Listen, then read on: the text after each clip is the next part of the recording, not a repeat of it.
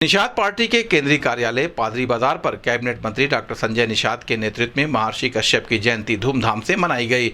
इस अवसर पर निषाद पार्टी के राष्ट्रीय अध्यक्ष डॉक्टर संजय निषाद, चौरी चौरा विधायक श्रवण निषाद, पूर्व सांसद प्रवीण निषाद, अमित निषाद और राष्ट्रीय उपाध्यक्ष सहित कई कार्यकर्ता मौजूद रहे।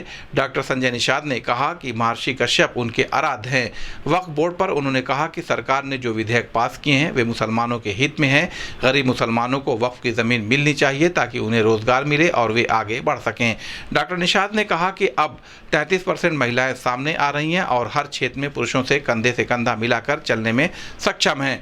इस संबंध में गोरखपुर न्यूज से बात करते हुए उत्तर प्रदेश सरकार के कैबिनेट मंत्री डॉक्टर संजय निषाद ने कहा, उत्तर प्रदेश में जीरो पॉवर्टी लाइन खींच दिया कि अब कोई गरीब नहीं रहेगा, तो मुसलमान भी तो हमारे ही हैं, वो गरीबी कैसे ख़त्म होगा। संशोधन बिल आएगा तभी तो वक्फ बोर्ड की ज़मीन उन्हें दी जाएगी, उन्हें मकान रोजगार साधन दिए जाएंगे।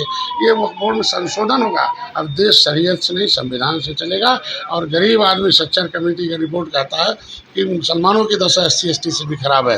तो आज हम नहीं चाहते हैं वो भी बेचारे, जाल बिनने वाले को जलहा कहा जाता है और जाल घना हो जाए, कपड़ा हो जाए, उसे जुलाहा कहा जाता है। और जुलाहा जब धर्म बदल दे तो अंसारी कहा जाता है। मुसलमानों में 80% अंसारी बेचारे, उनकी दशा कितनी गरीब है। ये वक्फ बोर्ड के लोग क्यों नहीं उनका, वो गरीबी बढ़ाएंगे, हम उन्हें अनाज देंगे, मकान देंगे, इलाज कराएंगे। ऐसा नहीं, हम चाहते उनके बच्चे भी रोजगार करें। विपक्ष विरोध क्यों कर रहा है इसका? विपक्ष का है कि जब तक गरीब रहेगा, बनता रहेगा अंधा, उठाता रहेगा इन लोगों का झंडा और खाता रहेगा पीठ पर डंडा, और चलता रहेगा इन लोगों को मुसलमानों के हिस्से का लूट का धंधा।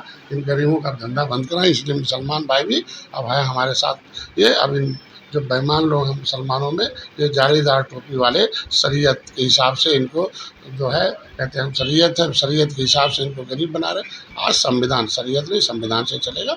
इसलिए ये जो नेता है, जो इनको तुष्टीकरण है, जिनको लगता है कि अब ये हमारे गरीब जो है अनाज पा जाए, मकान पा रहे हैं, वोट नहीं दे रहे, हम सत्ता से बाहर हैं। अब ज़मीन भी पा जाएंगे वक्फ बोर्ड की, तब मुसलमान वोट उन्हें नहीं देंगे, तो सत्ता से बाहर रहेंगे। और कुछ है नहीं इन लोगों का।